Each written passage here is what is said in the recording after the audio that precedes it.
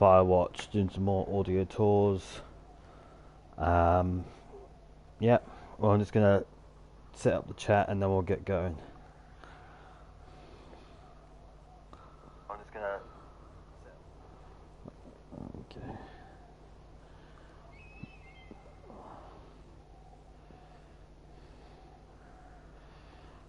Right, that should be good, all set up. Let's we'll do load. I might press continue.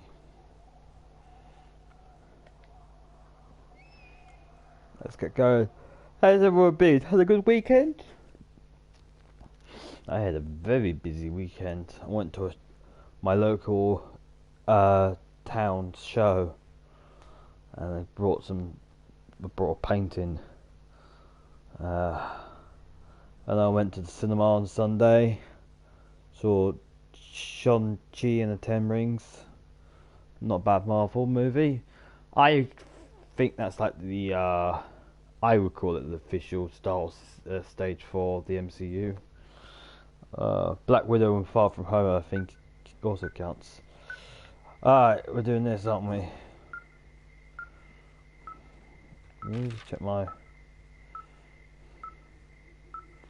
Can't see. 16 and 40.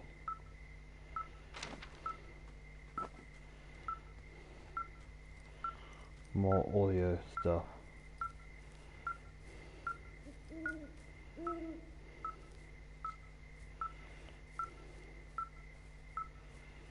Need to go.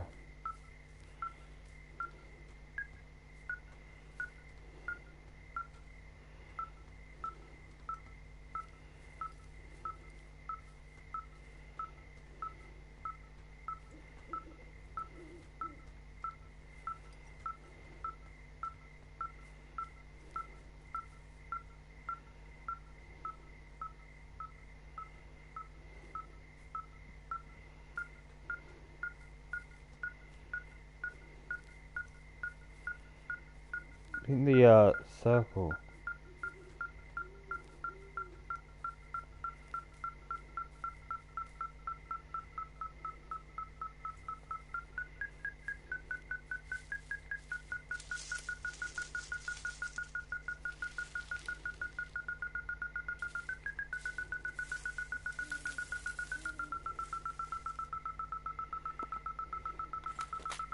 Nels, it's the spooky nighttime scene. So spooky.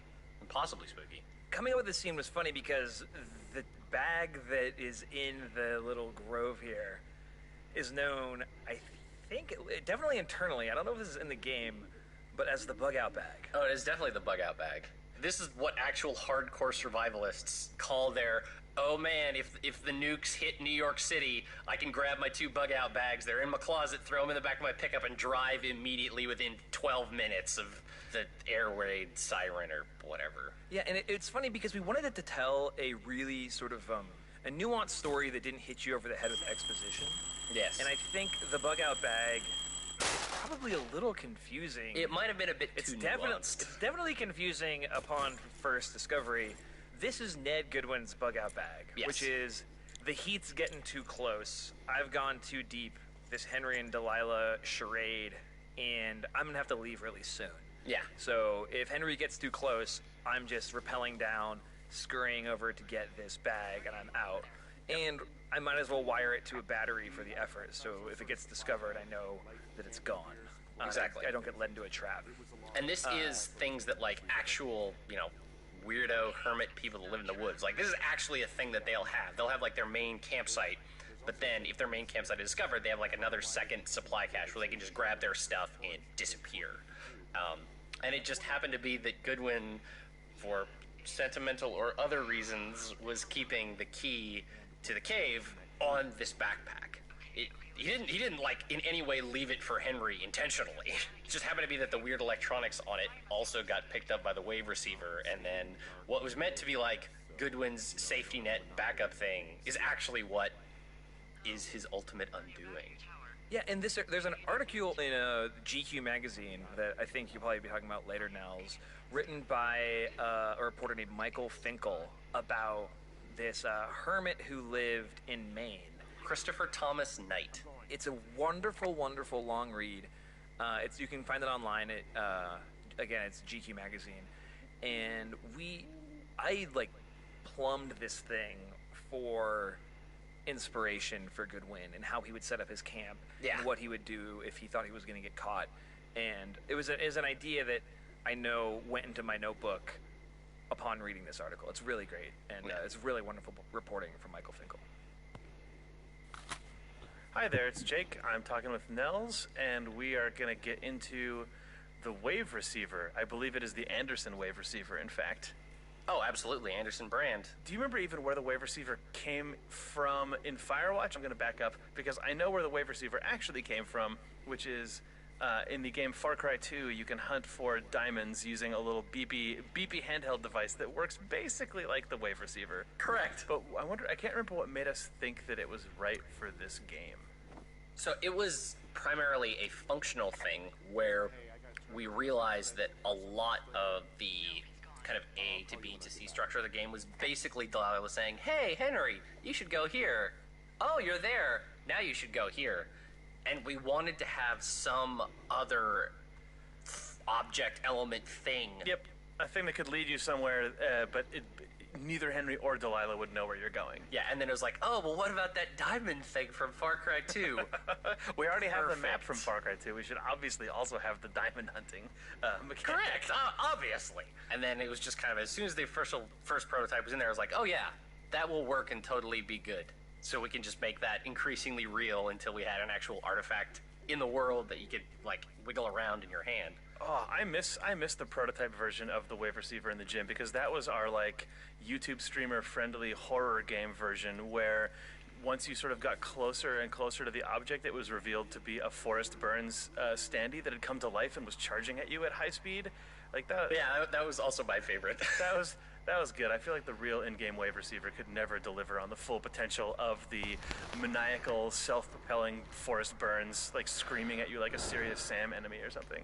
At least that was my imagined canonical Forrest Burns wave receiver sound was that. That is actually exactly what it was. I took that sound off of Oh, good. It was from that. Serious Sam and put it in. Oh yeah. Okay. Well, yeah. So that's how we got a wave receiver. Hey, Sean. Hey, Chris. So I love this little bit of writing and acting here where Delilah is drunk. I It's too love it adorable. now. I love it now. Yeah. There was a big rewrite at one point. Hey, Sean. Hey, Chris. So I love Oh, this damn. little bit of writing and acting here where Delilah is drunk. I It's too love it adorable. now. I love it now. Yeah. There was a big rewrite at one point. This scene was originally Delilah was just sort of in like hunker down mode. Don't go outside. We're gonna let all this blow over, and that's exactly what we don't want you to do. And you have a good relationship with her. At least you have some warmth to her, perhaps. And it just didn't really work as written and as recorded. So just sort of had the idea, got to the point where it's like, well, I want to change that. And the first idea was, and she's drunk. And I'd always thought that Delilah probably overindulged. I don't think she's an alcoholic, right? Sure. But neither is Henry. But they both drink and have, probably had drunken nights that they really, really regret. Being able to bring that into the game just felt completely correct. But then recording it was so tough. Sissy Jones landed in just a perfect place. But when you write, your character is drunk. You get a lot of like, you get a lot of like hiccupy, like hobo, and we just sort of, you sit down and you just take 5 and you talk about it and you just kind of go like, get her drunk. yeah, get her loaded and go on. No, we spent probably a good half an hour, maybe an hour, just coming at the drunk lines from different angles. Yeah. And then, it snaps in your headphones in real time in a way that then produces the feeling that you're talking about, Chris, which is like, oh, I love this. Like, it's cute and correct and right and, like, feels real and just does all the things it needs to do. But it makes me laugh, but Sissy nailed it. And as a note, this was one of, I think, only 2 remaining parts in the game on the design side that are the survivors of a previous design where Delilah would reach certain thresholds where she would just cut you out of radio contact. Yes. And we kept 2 of them for sort of narrative reasons. Didn't mean to play that tape.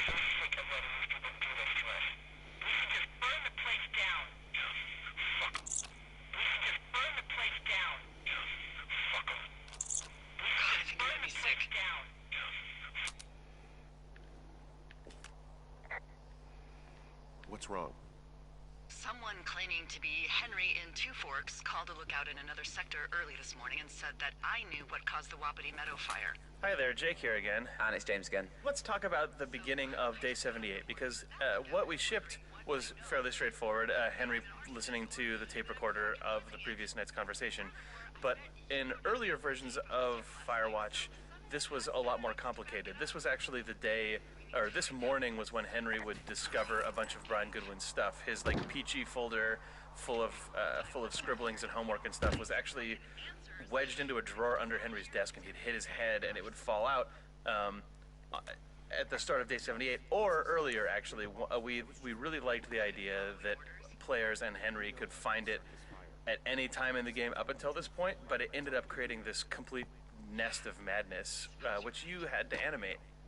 Yeah, because of these permutations of have you found the folder or not, and then needing a failsafe at a certain point to advance the plot along, there were lots of different versions of getting the folder, and it was very complicated as well because we were tying it into things like getting the cave key at the same time as getting the folder, and the animation itself ended up being like pouring through tons of documents because it was like a postcard and his homework and like physically opening this thing, which ended up being a little bit silly because you realize we've already built systems whereby you can pick objects up and inspect them, so why are we forcing like 4 of those in a row in a cutscene?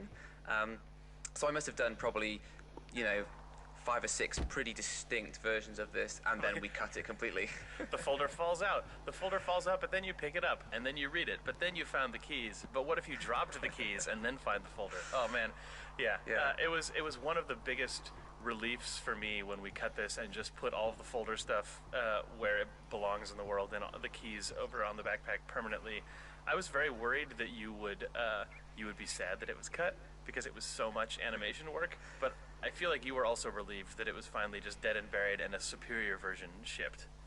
Yes. The only thing I was ever sad about was we had a nice little interaction where you would grab keys, and for the first time in the game, a pickup would like fail and you sort of fumble the keys, right? And they go under the desk, which I always liked that animation. But what I will say is this. I have been making a Firewatch reel, and all this kind of stuff that got cut, I'm including it in the reel now, so I finally get to have my cake. Rude.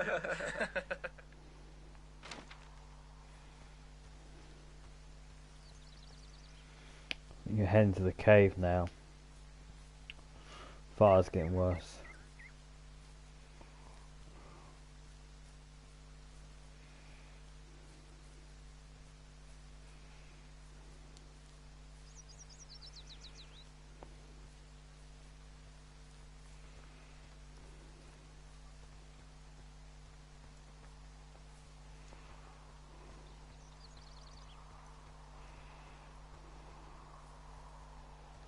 This is heading towards the control burn. I need to go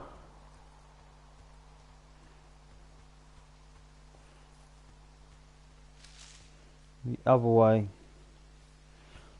past the Portaloo.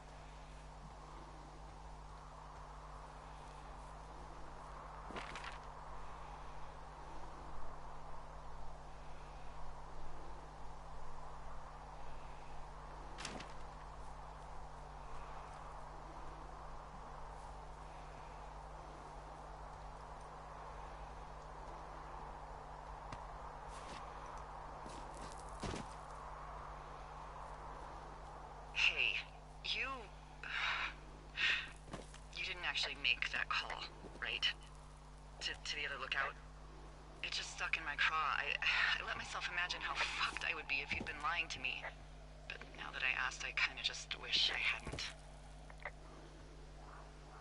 Of course I didn't. No way. They're trying to pit us against each other.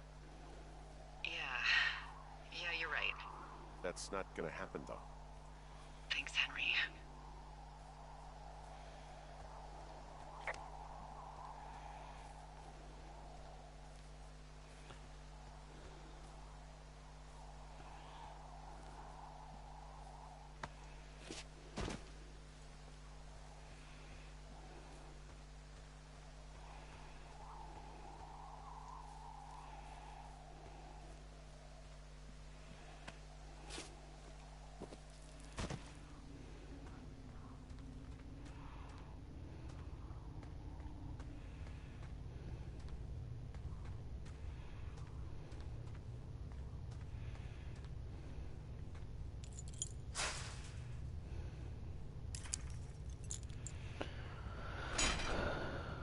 Okay.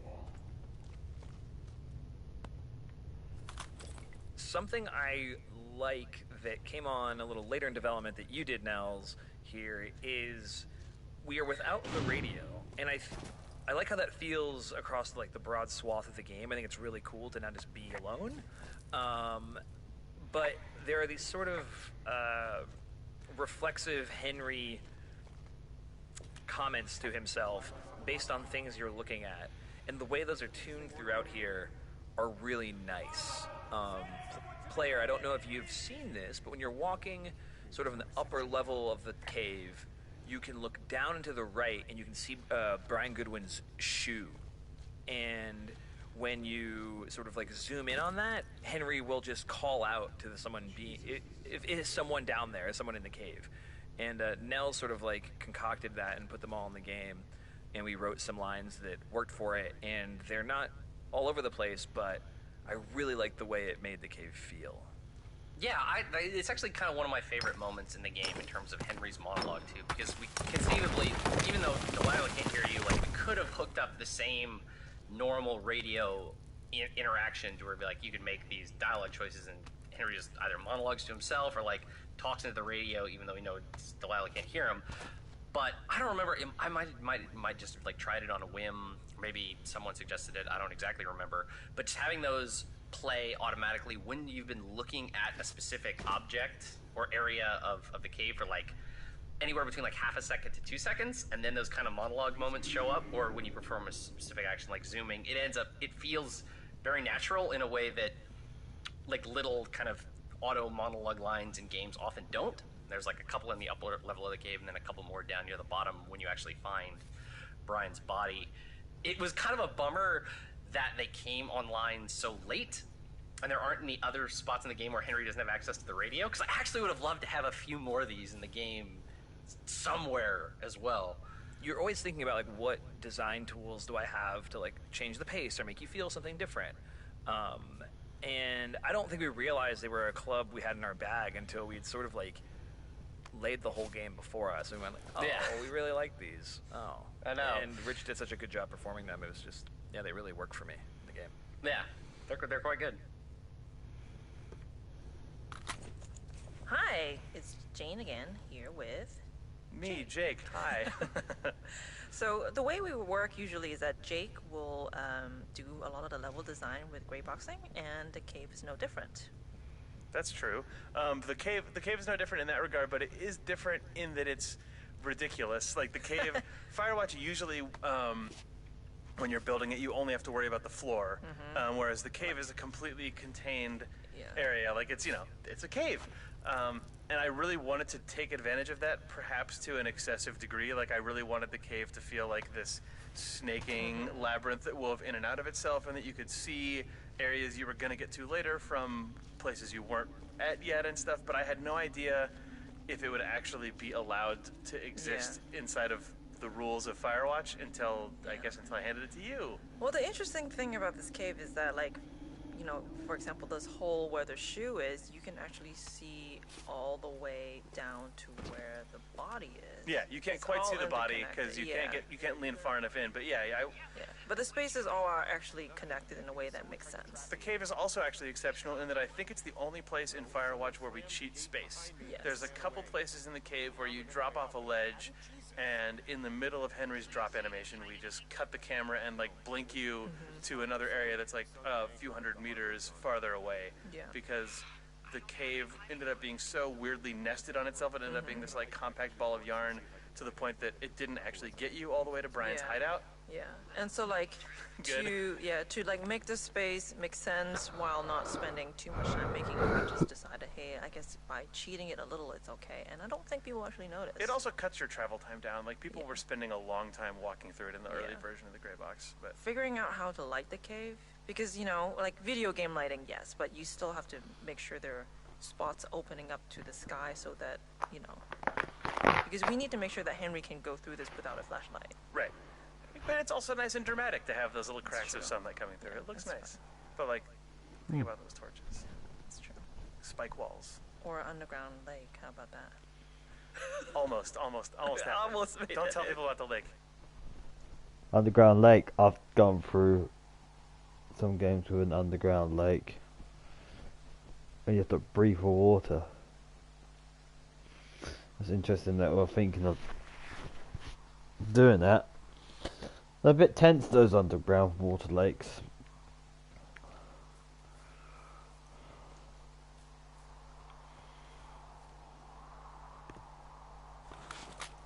Hey, it's Chris again. Hey, it's Sean. The entire Brian Goodwin saga changed absolutely massively, multiple times, really, over the course of the design and writing process.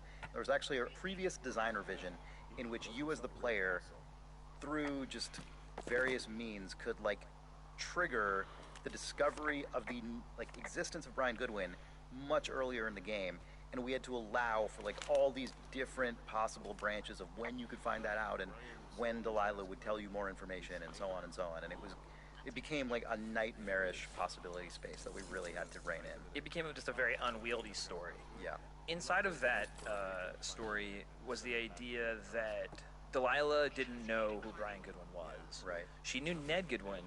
He was a lookout who was out here, but did not know that he was here with a son because it was against the rules, and Ned had broken the rules by bringing his son out here.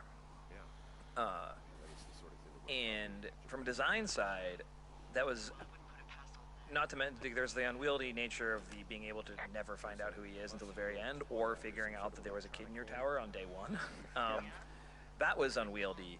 And then, furthermore, we were running out of tools to communicate the story of Brian Goodwin because the only thing we had was the discovery of objects, which felt very one note and very it felt very breadcrumby. Exactly. There's all this information you have to know in this order, so you're gonna find these things in that order, and there were too many of them, and it felt completely contrived. And this is just a design philosophy. I think this is a good story design philosophy, a good mechanics design philosophy when something just isn't working, is just ask yourself what happens if the opposite is true. I'll just say, okay, so what are the things that are true? Delilah didn't know there was a kid in the tower. I was like, well, what if she did? And not only did, she liked it. Oh my gosh, well that makes the emotional payload of finding Brian Goodwin much more intense. And then once we had that, we had another design tool to communicate about who Brian Goodwin was to you. And that tool was the one tool we had for communicating information. Anything in the game, Anywhere other else than in the finding game. something and Henry going, yeah, we doubled the amount of information we could get to you, and it just made the game much more easy. It opened up the game from the story side, and it made us not have to constrain ourselves with that branching craziness of not knowing who he was and breadcrumbing you around the world. And in doing so, it sort of simplified that total arc and allowed us to pack a lot more information into each of those deliveries. So when you find Brian's backpack, when you find his hideaway, each of those is very information dense because we just consolidated it all to those zones. And can reference the stuff you've learned along the way. So when you do find him, you actually feel like he's a human being who had a history and a life and a personality and stuff. And I'm really glad we got there. Yeah, me too. Because we got there late, and you just Very don't late. know if it's going to happen. Yeah. You just don't know. We got there August, September-ish of 2015. 2015, yeah. Game came out in February 2016, so very, very, very late. Yep. That's Brian Goodwin's hideout again.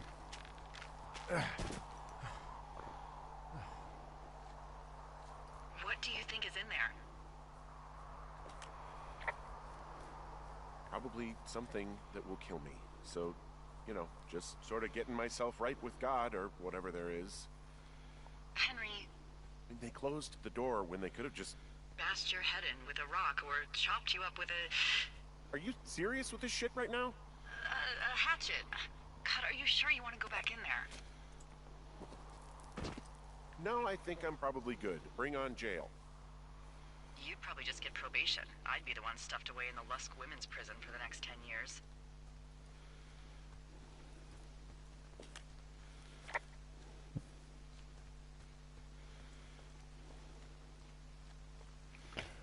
I said no last Oh, time. Also, those girls turned up. Looks like you didn't kill them. Nobody did. They took some farmer's tractor for a joyride down in Riverton and, landed in jail.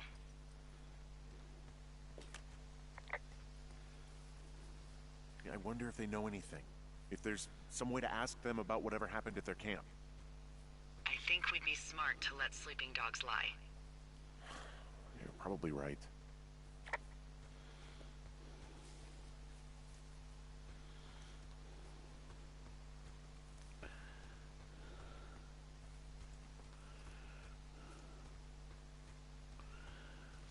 Right.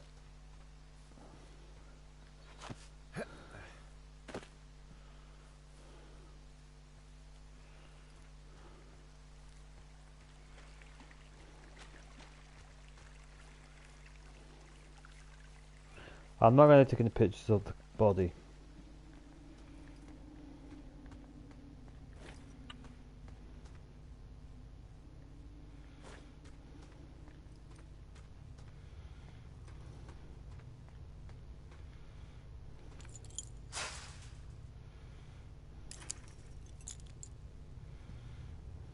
There's no one here.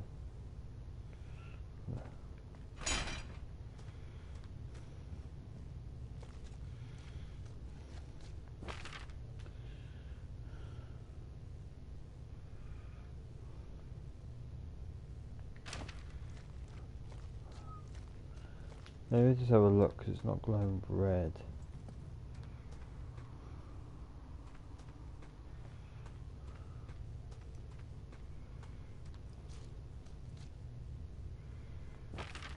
I've got 29.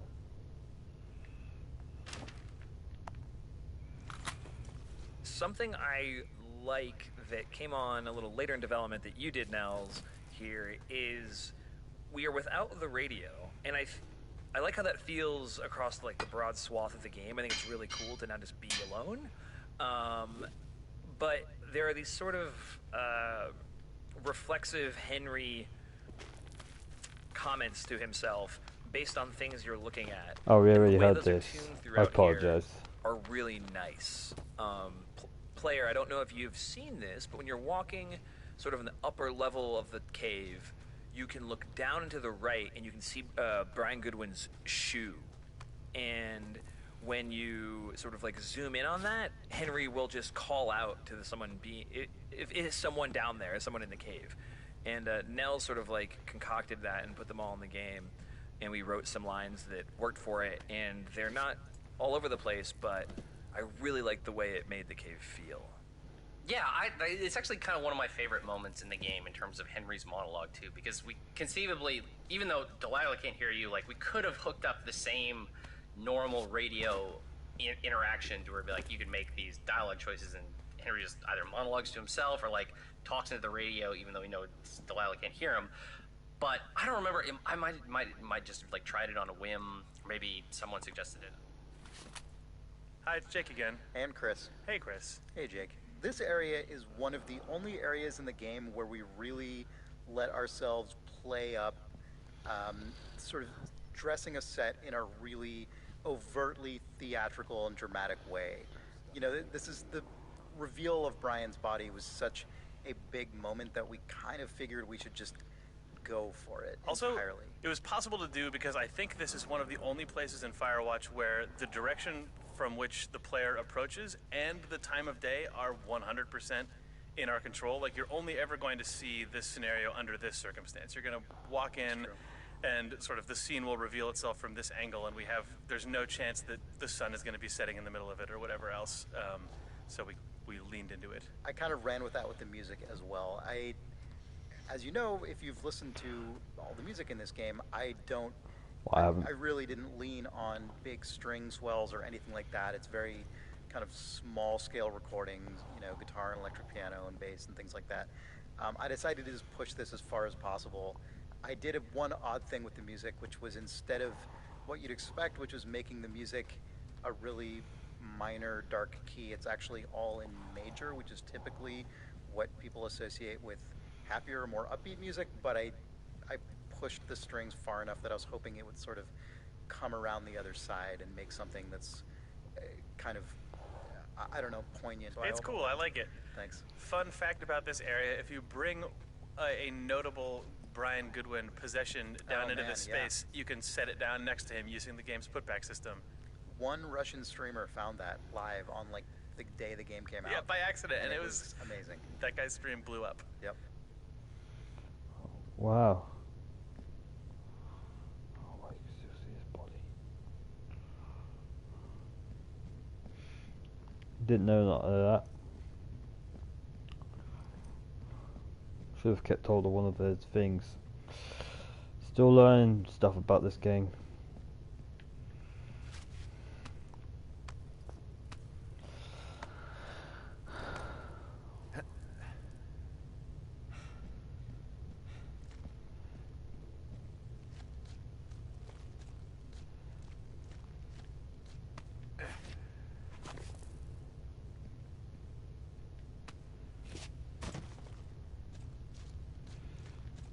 They do like streamers then.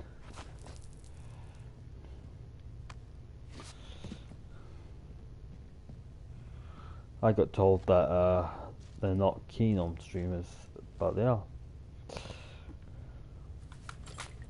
I came up with this character, Delilah, and then just thrust her upon you and said, you are going to be Delilah in this video game. I liked working with you on The Walking Dead. You were amazing as Katya.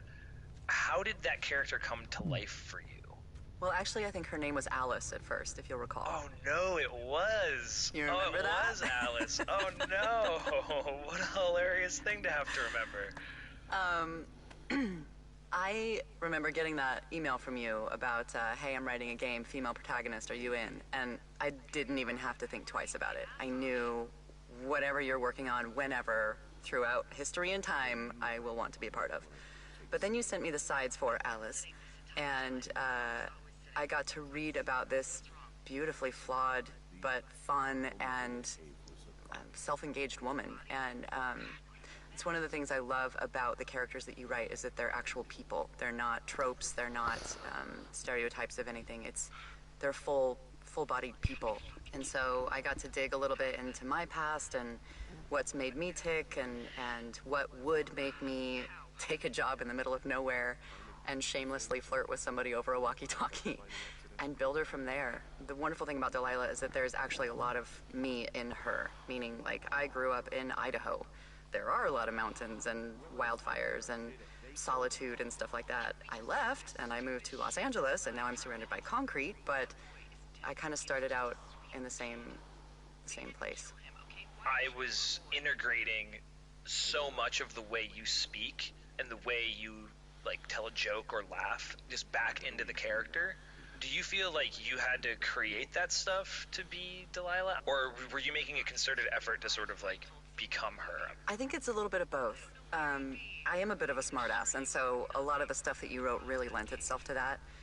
But you know, as we started getting into the puns, you know, wouldn't you liken to know and stuff like that, I was able to kind of sit back into this woman who just doesn't give a shit. You know, she's out there in the middle of nowhere and having fun because this is her life. And so having that freedom to just be an idiot, it was really freeing. It was a lot of fun.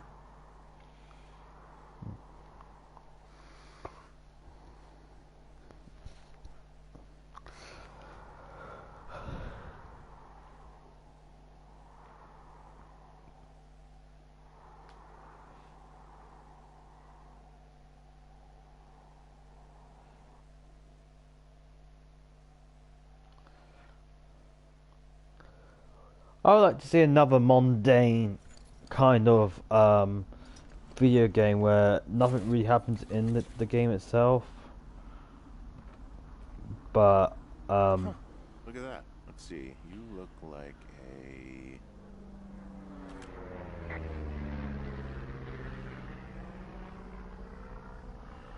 You see that plane? Mayhem Jr.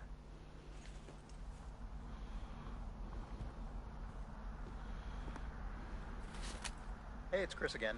Hey, this is Ollie again. Hey, Ollie. Hey, Chris. Where you are right now in the game represents by far the biggest change to sort of environmental ambience that we did in the whole game in terms of visuals and audio and everything else. It was just a totally different outdoor kind of vibe. Yeah, it was really important that the end of the game felt very sort of climactic and exciting. And for the style of this, we actually looked at first-person views of like real forest fighting that had been recorded in Australia, and it was so intense. And the thought of like trying to hit that, like the benchmark had been set, right? So we had to try and get something that captured that feeling. And I think we were all surprised by how close it got in the end.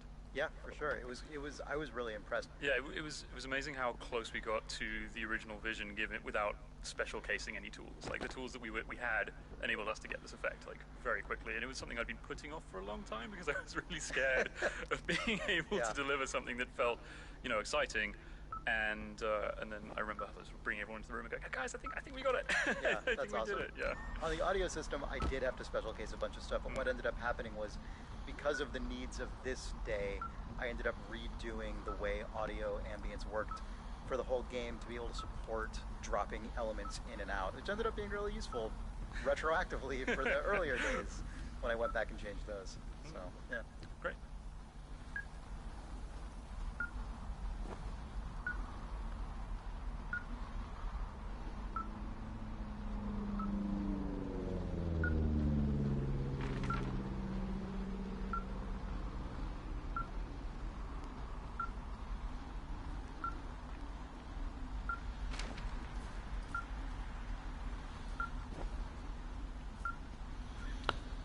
right, last mission.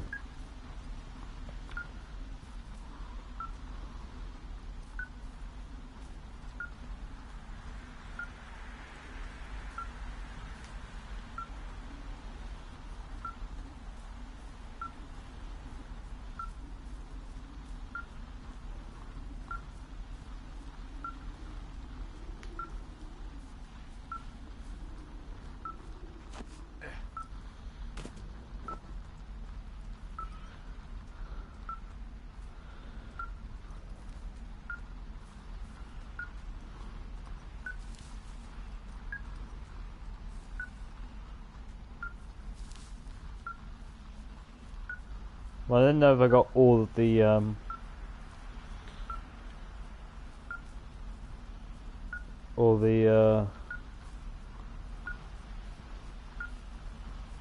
tapes, but I think I got the majority of them.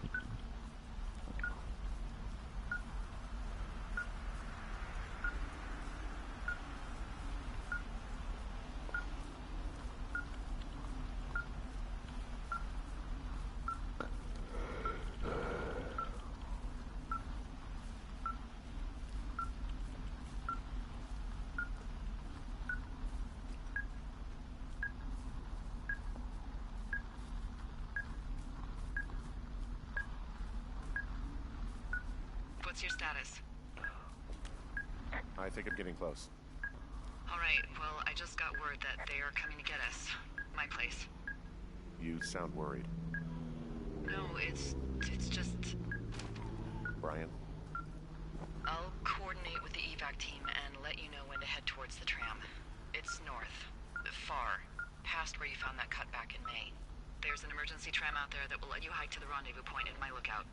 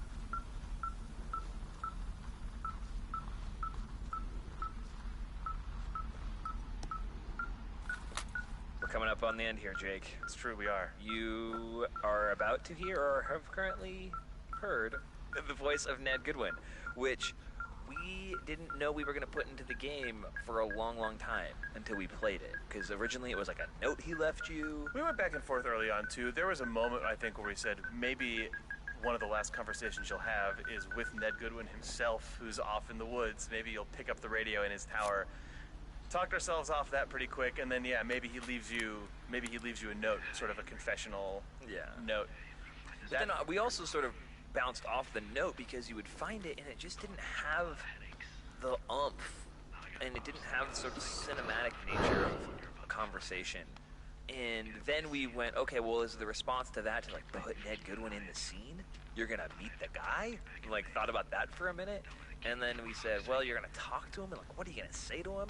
And then we actually found the middle ground, which was a recorded note, which is like was really great. It was like the thing that it never occurred to us because we had written notes and conversations. The idea of just essentially having an audio log did not like jump out at us for a few weeks. And then it was like, oh wait, you have a tape player. He's left you recordings of yourself before. It seemed it like it would track. all connected, and I'm really happy with where we landed with it. And also, Mac Brandt is the voice of Ned Goodwin. We had so many auditions, and this happens all the time. You get a lot of very similar auditions, people trying to play someone a certain way, and then Mac put a little bit of a like kind of an East Coast accent on it, and I remember not being sure about it at first, but you and Chris pushed for Mac, and I'm really glad that we did. Yeah, he was just a titan. This is a weird, goofy detail of just the sorts of things that you imagine in your head, but Goodwin leaving you this tape has meant that for me, my mental image of Ned Goodwin is that he has no one to talk to, but that like when he left the Shoshone, it was like with a backpack full of just tapes that he's recorded to himself, which obviously doesn't exist and the game doesn't say that, but now like the existence of that tape just painted that strange character detail into my brain. Now that it's on this commentary is definitely purely canon. It is Nels once again. And Jane is back. And we are here outside of Goodwin's bunker is what we ended up calling it. This is kind of the weird hideaway that Goodwin has been living in for the past 4 years. Which some people may initially think, how could someone do that? That's unrealistic. But actually, we mentioned this briefly earlier in the commentary as well, but there was this man named Christopher Thomas Knight, who is also known as the Maine Hermit or the Last True Hermit, and he was this dude who lived in the woods in central Maine for like over 30 years. Wow, 30? 30 years, not 4, 30. To the point where he became like a folk tale that kids in the region were like, oh, my mom said we have to be behaved or the hermit will come take us away in the night. And everyone, did think, stuff would go disappearing from people's houses or whatever, but almost everybody just thought it was, local naughty teens or whatever leaning into the legend. But there was actually this dude out in the middle of nowhere, and he had this insanely robustly stocked bunker. There's this great GQ piece all about it that had, diagrams of how he set up his bunker and where his different supplies were, and that was, a major inspiration for this area. Part of why he could survive for so long was that he would keep raiding nearby homes and campsites, to get his supplies, and then he would hide all his trash basically in these trash holes, I guess. So when we were designing this space, I was told, just look at this article and diagram for some inspiration, and just make sure to have piles of trash around. But the funny thing is, actually, it was kind of hard as a environment artist to just make a pile of trash. Okay, if I have to make a pile of trash, I now have to do the mental homework of thinking, well, what exactly could he have taken from where? Exactly. Because even though it's just a pile of trash, but what is actually in the trash and what I'm going to model kind of does, need to make sense and needs to tell a story of you can't just have random TV sets, for example. Yeah, or a big old car tire or something. Yeah, that he wouldn't have stolen something like that. And then the actual shape of the bunker itself, that was more based on these old Native American structures that are actually in Point Reyes, California. Jake, I think, had seen them or maybe been up there or something. But there were this tribe of Miwok Native Americans who built like these underground bunker smokehouse type things. The winters in Maine may be a bit cold, but obviously they don't compare in the least to the high altitude Wyoming national forests. So, in all honesty, Goodwin probably should have froze to death like winter one. Ended up way more like Christopher McCandless than the main hermit, but poetic license. Yeah. And the cool thing, I guess, about this space too is if you go all the way to the end where there is a big window, you know, if you look out there, you can see Henry's tower and also Delilah's tower. That's actually where both of those towers are. We didn't cheat it at all. So Jake did a really good job picking that spot for this bunker. Yeah, it's one of my favorite moments where you get out to that opening and you realize that, like, not only has he been listening in, but he's literally been able to kind of watch you two the whole time. Yeah. You can kind of imagine in your head, like, as Goodwin was listening on his conversation, he was like looking back and forth between the two towers as Henry and Delilah were talking. Yeah. It's a very wonderful voyeuristic moment. Yeah. What a creepy dude. Huh.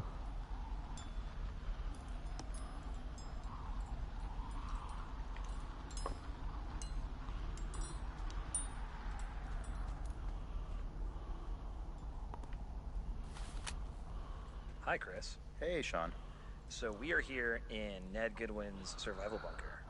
Something you'll notice, dear player, is all of his like journalistic writings and logs are all over the walls, and you may or may not have read them. And you may or may not have read them because Firewatch isn't really a game that makes you passively digest written materials, like a game like Gone Home, or a game that tells all of its story through logs and journals you find around the world.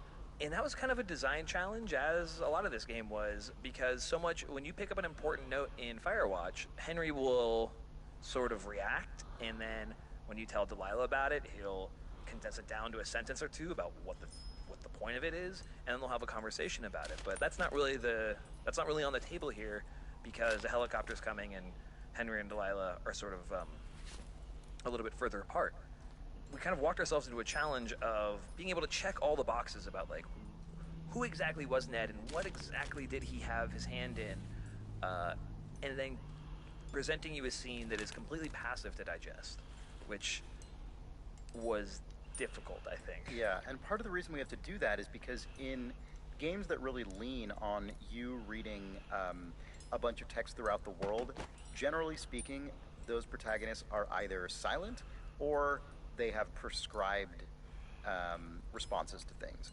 Our game is all the dialogue really is contingent on your choices, and so we can't assume you actually read all the words on the page. We basically had to make a call for each note, whether, okay, we're just going to let this player read it or not, or we're making the call that Henry explicitly read it in the fiction and he will state its contents or make explicit acknowledgement of, like, the useful information inside of it. And we just had to, and it just didn't, as you say, just in Goodwin's bunker, it didn't seem to make sense to require all of that. So we basically said, okay, regardless of what Henry does, we have to allow for the player to absorb all this stuff, and, like, we will put all the information in the story there. Like, it's all there if you want to read it. You don't technically have to. I like the fact that the audio thing is like fallen over. That's quite a key to detail, I think they did there.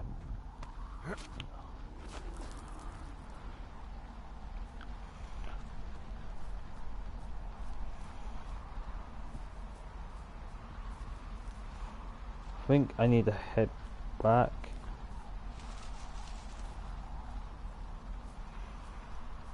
All this is invisible.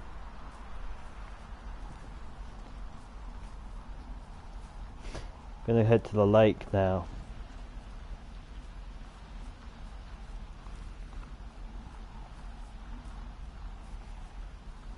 Is there anything else I need to pick up?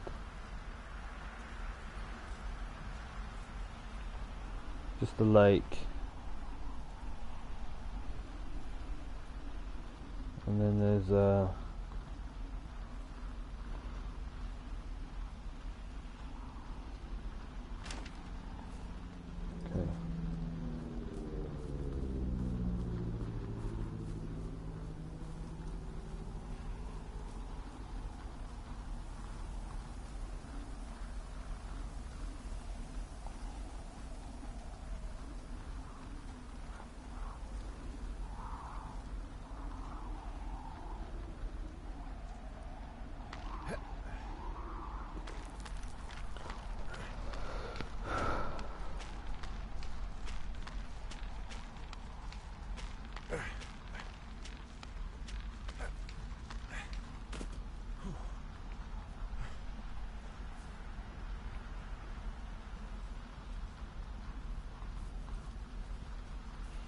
Bit of a spazzy moment with the legs.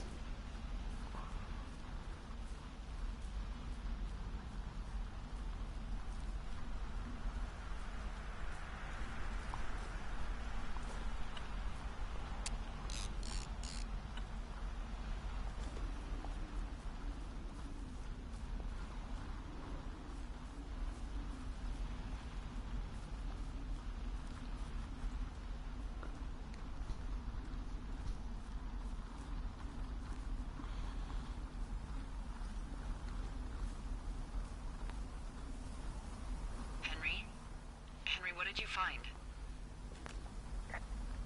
We found the surveillance operation. Okay, what does that mean? What is it? It was Ned Goodwin. He was the one listening to us. Just him. Ned Goodwin. He made the tape? Yeah. He's gone deeper into the Shoshone. Hey, Chris here. And Nels, hello. Hey, Nels. Hey, buddy.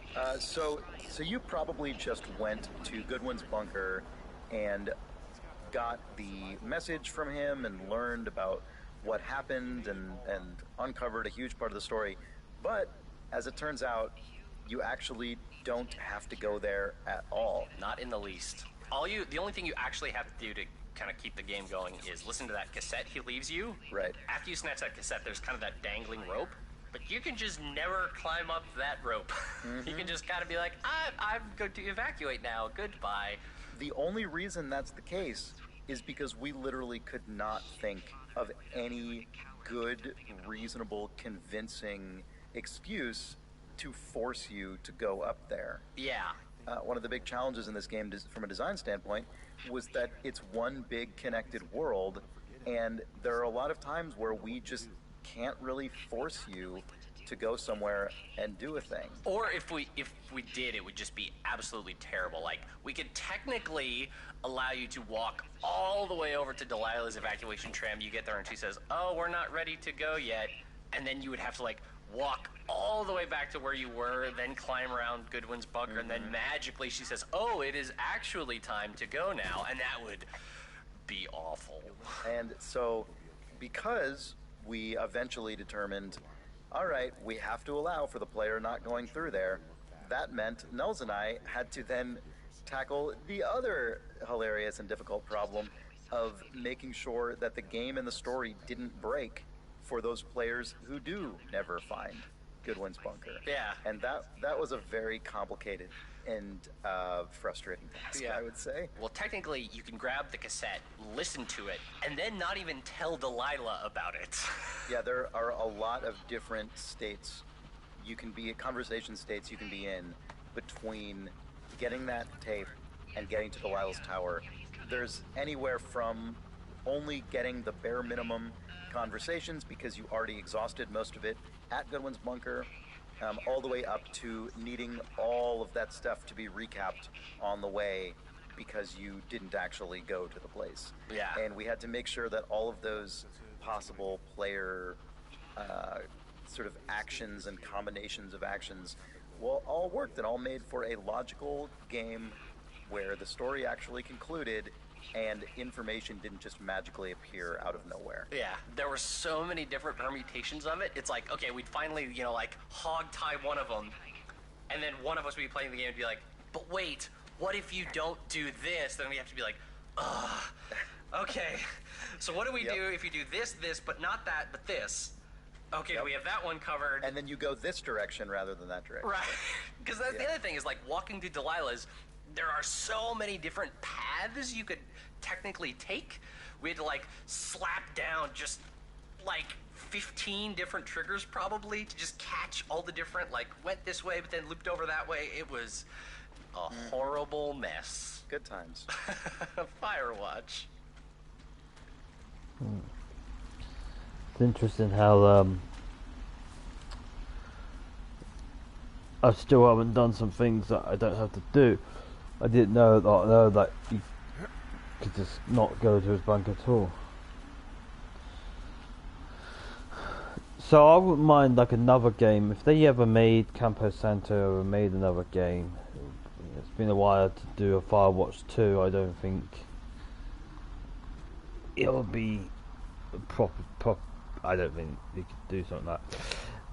But I wouldn't mind like another mundane job where nothing happens in the job, but then something happens, the unexpected thing happened at work scenario. Oh, guess what happened to me today? Like, I think that would be a really cool thing for Campo Santo and the crew to do. So yeah.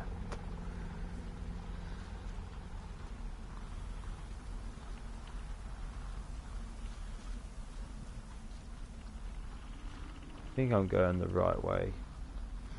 Follow the cable and then head off to the drop box.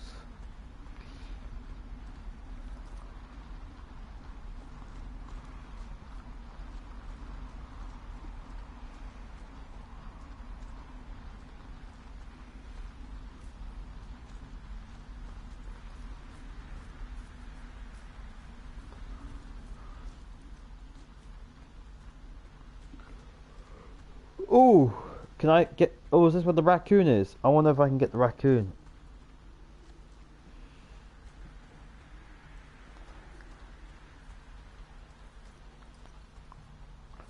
Still never got the raccoon.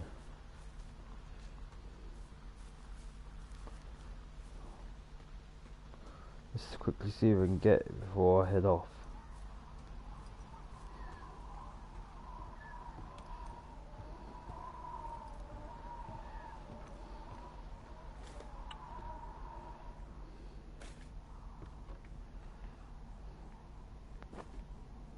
Oh god, I can't see.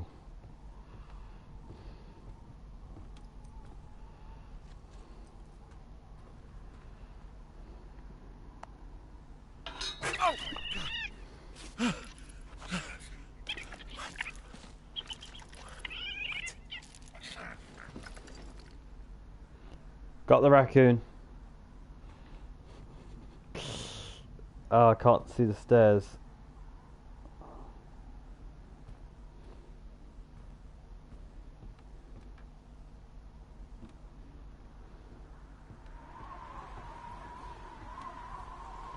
Nice one. Right, Delilah's gone. I can't report it. But I managed to get the raccoon. Yay, I can knock that trophy off my list.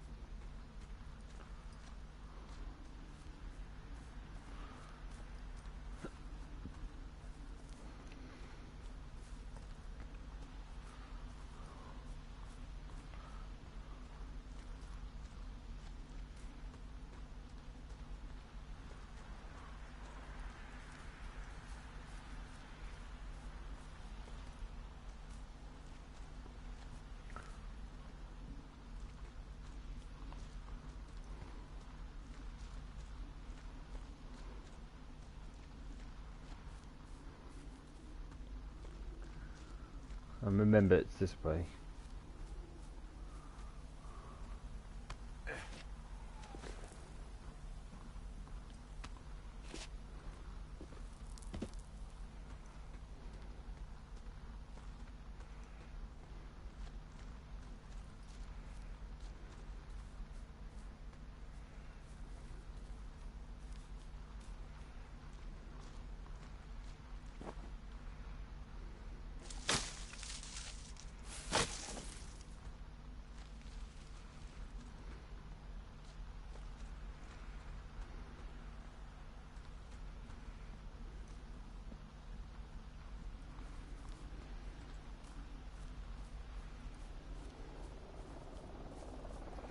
Yeah, the helicopter's whizzing the band. You know, I live next to a fire college, and they've allowed the Navy to train now and again for those helicopter wildfire drops. So it's really quite interesting. I don't know if I mentioned this before on one of my live streams, maybe. The 21. I'm just gonna head off. One by the supply drop.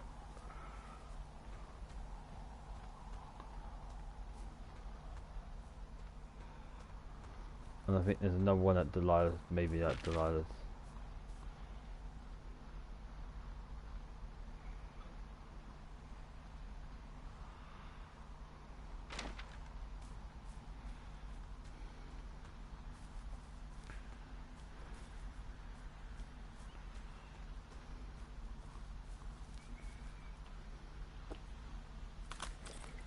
Hey, Chris. Hey, Sean.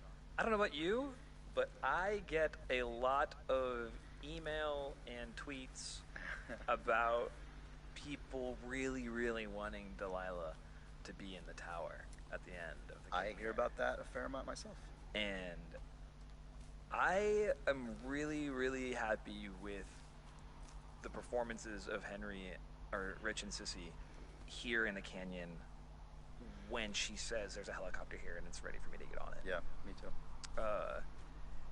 And if you're wondering why we ended up making the creative decision we made, there's sort of two things that I know Chris and I spoke a lot about. One is Delilah is simply not the type of person to wait for anyone. And Chris did a really good job with me just sort of painting a portrait of her emotional state and what it would feel like to be waiting for this guy to show up after a really, really tragic thing has happened, and then just sit in this tower and wait for a helicopter, thinking about this dead kid and how messed up their entire summer had been. Yeah, and the you dread wrote, of you wrote having to that do almost directly. Yeah, and that's what I did. You Yeah. basically painted that portrait for me, and I went, oh well, she's just gonna say that. Yeah. I don't want to sit here in the shadow of a dead boy. Mm-hmm. And I went yep, all right, thank you for giving me that. And then alternatively, Henry's wanted nothing more than to be made to feel better over the past 5-10 years of his life. Definitely the past 5, definitely the past 1. And that feeling of disappointment that you feel when you open the door and she's not there, even though you ask her to stay, and you can hear how badly Henry wants her to stay in Rich's performance, in his voice. I wanted that feeling to go into the player, that level of disappointment. And then for some players to think, man, but how disappointed would I really be if I was him? And obviously we can't make you think that stuff, but if we do, then I feel like the story has been successful in communicating the sort of the emotional payload that it set out to provide. So there you go. Yeah. I'm just gonna go.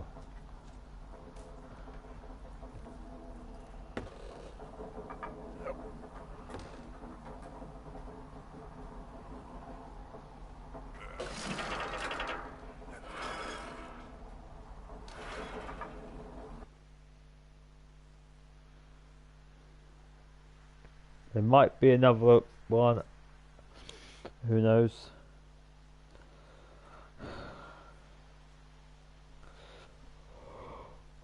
But I think again we're finished again.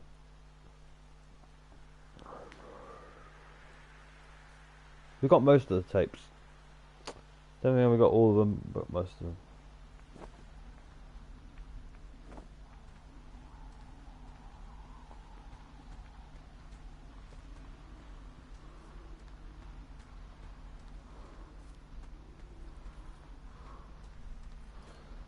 Is her toilet different from my toilet? Oh, it's just that it's got flowers in it. Oh, hello. What was this?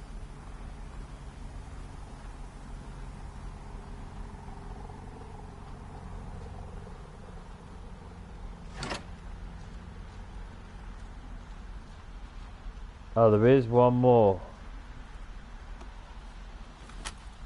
Hi, it's Ollie again. And it's Jane again. So this is Delilah's Tower. Funny fact, this was one of the first things we concepted and built in the game. We always knew that the game would end with Delilah's Tower, and I think we all liked the idea of the title screen being Delilah's Tower. So that was one of the first things we did as a sort of test.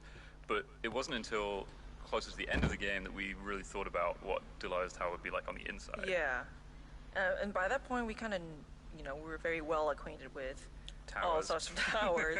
And so I don't even think we had a big concept about it. We just kind of went in and went through all our references, and we just decided, we should have this kind of ceiling and like different cabinets. Yeah, it should feel familiar, but sort of different enough that it feels like a Delilah's place. And we thought about all the things that the player learns about Delilah across the course of the game, really fun. And try and communicate that through things, but also maybe some things that you don't know about Delilah that are interesting to find out. I remember when I was just making props for her space, that I would ask Sean, hey, like, if she were just eating a snack, what would it be? And Sean would just say, peanut butter and apples. And I would just ask Sean, what kind of slippers would she have? And, we would just have to think about, through the props, tell sort of a little bit of, character of who Delilah is, like what kind of shoes she wear would just be the fun kind of things to think about. Interesting fact also that the behind the mask of the firefighter who collects Henry at the end is actually Henry's own face because it's the only face that we had modeled in the game. I really like the idea that potentially someone would have noticed and thought it was this insane twist. Third ending. Yeah, third ending. Henry sees himself and realizes that it was all a dream. Henry died in the cave-in on the way into the. He rescues himself. Yeah. That's so good. Okay, and then let's grab. Hey Chris. Hey Sean. It's the last scene of the game. Yeah, this took some getting. This was very difficult. Yeah. Something you would say in story meetings all the time, which was, I was really afraid of writing the scene, and I was really afraid of the end of the game, which I had never experienced in my career. Yeah, we went up to the wire. You would say to me, oh, you're going to feel it out when you write it. And you would say that, you're sort of like, and you'll figure that out on the page when you're working, when we were trying to really talk about the beats of this last scene. And I would go like, okay. And some direction that you gave me that was really valuable was just the muted nature of this scene, because everything that has been said has already been said, and there's sort of nothing left to do.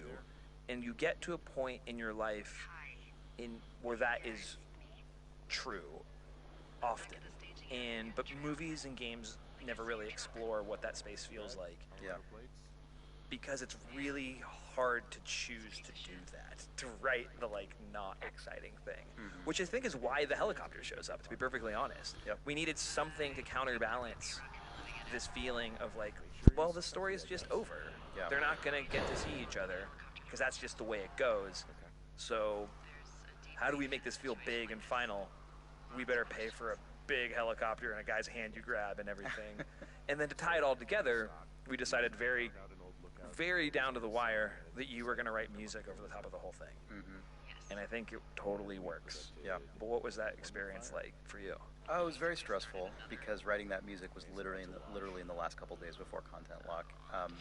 But I think much like the writing of the scene, it just I think I had just sort of absorbed so much of everything that had led up to that point that it actually ended up being an easier process than I thought it was going to be. As for the ending as a whole, I mean, we talked through how this game was going to end so many times, and on a literal plot level, it actually changed a fair amount in terms of how the mystery gets resolved. all the sort of background information that's feeding into Henry and Delilah's last conversation.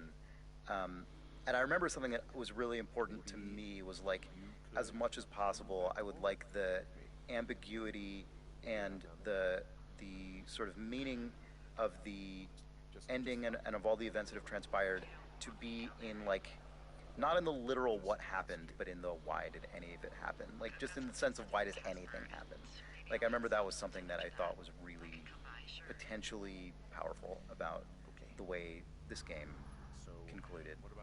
I think you got, I don't know if that means anything to anyone else, but I think that you got that in the writing, and it was I was very happy with how it ended up, even though it was a well, very thanks so much for contentious- like you through the entire process, 2-year process of trying to write this game, were just like a constant like checkpoint for me, because when you're writing, it's a very lonely process. It's very, very lonely, and to drift off of the tone of the thing you're working on with the other people is very seductive. Hey guys, we're doing this totally new, different thing. This scene happens a totally different way now because I had a brilliant idea last night. Yeah, that happened a bunch of times. Yeah, that like that is a very easy thing to do, but I always felt like you were able to ground me back to where we were headed in a way that I found to be very comforting. And I thank you very much. I appreciate it. Glad to help. It worked out. I'm really happy with what we did with the ending. For something that so many people like have very mixed feelings about, I almost am like even more pleased we did it the way we did it. Same. Exact same. Yeah. They'll land you back where you hiked up. Good luck, Henry. Thanks, Delilah. I appreciate it. I mean it, Henry. Good luck. Thanks. Bye, Hank.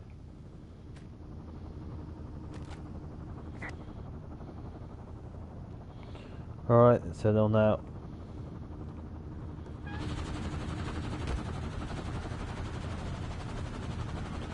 Can't stay here.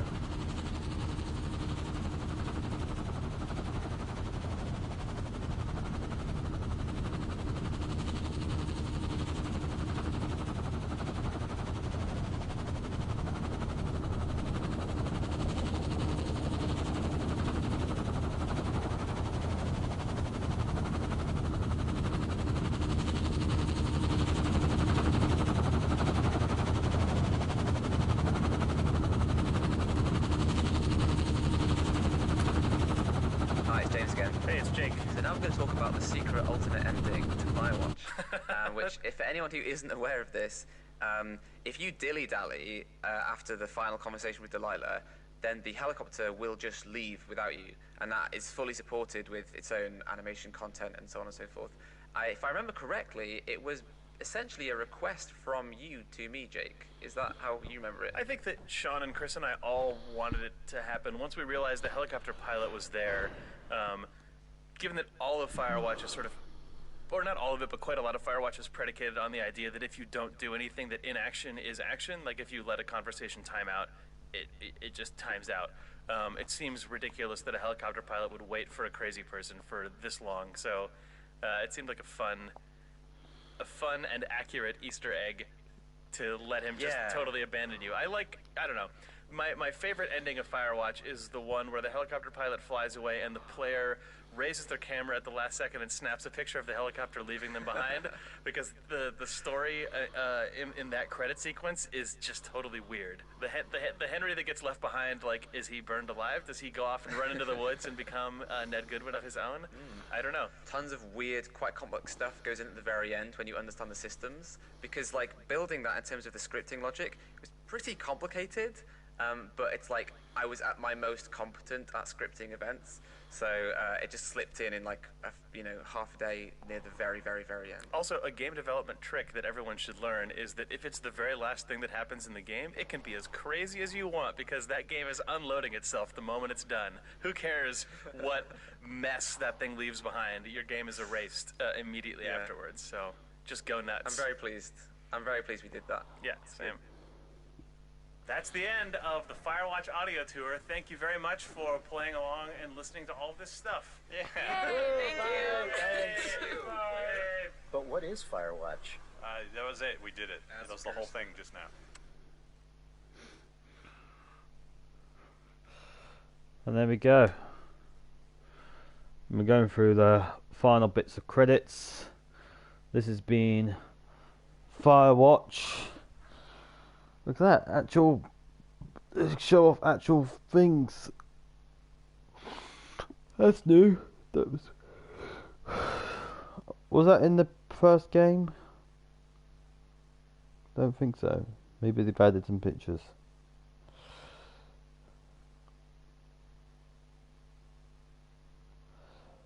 So that's Firewatch. We've done the game all the way through and the audio all the way through, and that's it. Next week we'll be going back to Dear Esther and doing the director's commentary on Dear Esther next week. Well, thank you so much for watching Firewatch. It's been a very long but fun journey. I've enjoyed playing this. I've enjoyed streaming it. I've enjoyed replaying it and listening to the director's audio tour. What was actually very unique and not many games do that. I know the next game I'm gonna do that with Dear Esther. It does.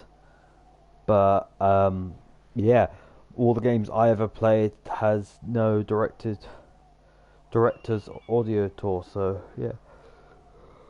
Right, there's only one thing to say, and that's to like and subscribe the video and hit the notification bell to get notified on broadcasts and videos. Thank you so much for watching. I hope to see you tomorrow, or next week, or whenever I record next, or maybe if you want to click another video, you might like to watch. Thank you so much for watching. Goodbye.